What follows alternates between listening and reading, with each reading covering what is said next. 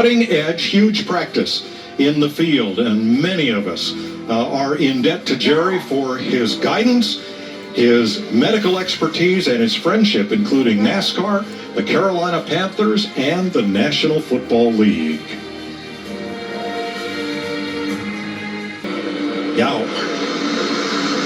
But as you said, he continued to stop. He played at North Carolina State. Well, those guys are... He has moved from 34th, the basement, up to the ground floor, 20th in the standings. Look at the last three races compared to the first six.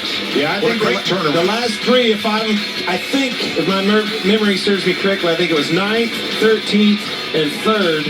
And then the three before that were 25th, 22nd, and 25th. Huge turnaround. It has been a huge turnaround, and you know, last couple of years, we've put Ty Gibbs on that radar of being in position to win races. We expected him to win. Had some things change in the team, and they kind of treaded water, and now they've got things turned around over the last few weeks. So it's been pretty good for Ty Gibbs lately. His wingman right now, Denny Hamlin, the senior driver at Joe Gibbs Racing, as he sometimes described himself. Speaking of Hamlin, here's the progressive race summary. With 53 laps to go, we've had 21 leaders, 54 lead changes, and still have 32 cars on the lead lap.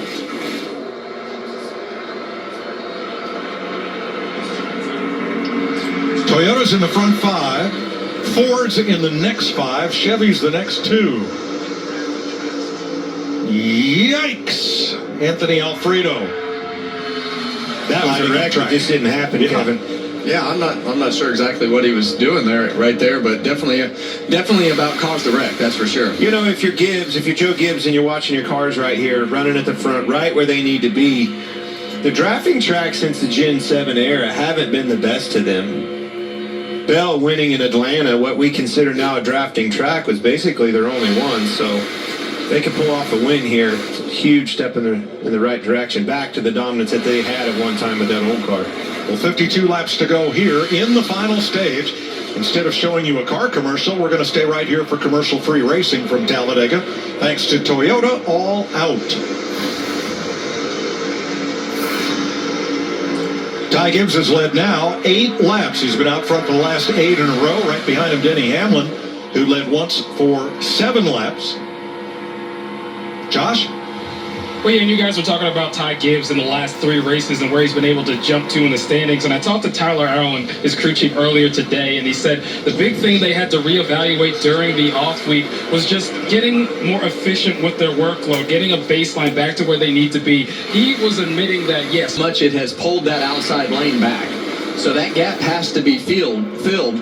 And when they fill that gap, it pulls the front of the speed in the front of the pack back to the cars that were filling the gap behind the 47 cars. So it slowed that outside lane down, and then now they have to start the work over again. A lot of Chevrolets back further in the pack. They're finding one another. I think that Stenhouse moving down to the bottom lane was exactly what I'm talking about. I think it's very important to be disciplined with the group that you're in, and moreover than probably the track position in which you're running right now. And you see that car right beside Joey Logano, the 42 car of John Hunter Nemechek. He's actually a lap down, but that is 6 Toyotas lined up on the bottom.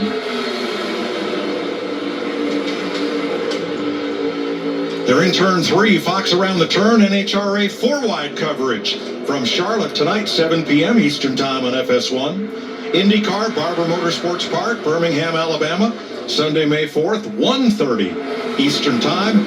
And we'll be back with NASCAR from Texas Motor Speedway next Sunday, 3:30 Eastern Time on FS1.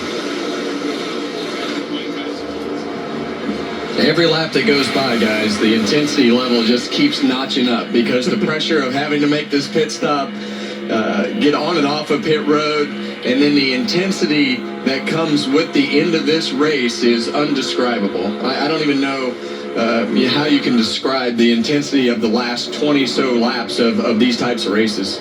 Look at the push. Logano, Smith, look at the speed differential as they charge to the front on the outside, as much as 7 miles an hour different than the Toyotas that have been leading this race. Ty Gibbs has been out in front for 32 laps. Joey Logano's about to lead his 22nd lap of this race. Larry, 27 laps to go. What do the trends look like this week? I've looked at the 6 races at Talladega over the last 3 years with this Gen 7 car. Average of the last caution, lap 169, 19 to go. 3 times in the final 5 laps. But let me remind you, Talladega, an all-time 19 overtime finishes here, second only to Daytona. All right, Larry, so when you pack that car with fuel on this final stop, how many overtimes are you planning for with this fuel load? You're planning on as short a pit stop as you can. I'm going to worry about overtime later. When we get there. What did Richard Boss will say? I need me 4 seconds of fuel. Okay. Well, and right now I want to give a shout out to Cole Custer. He's the car that's right behind Zane Smith in that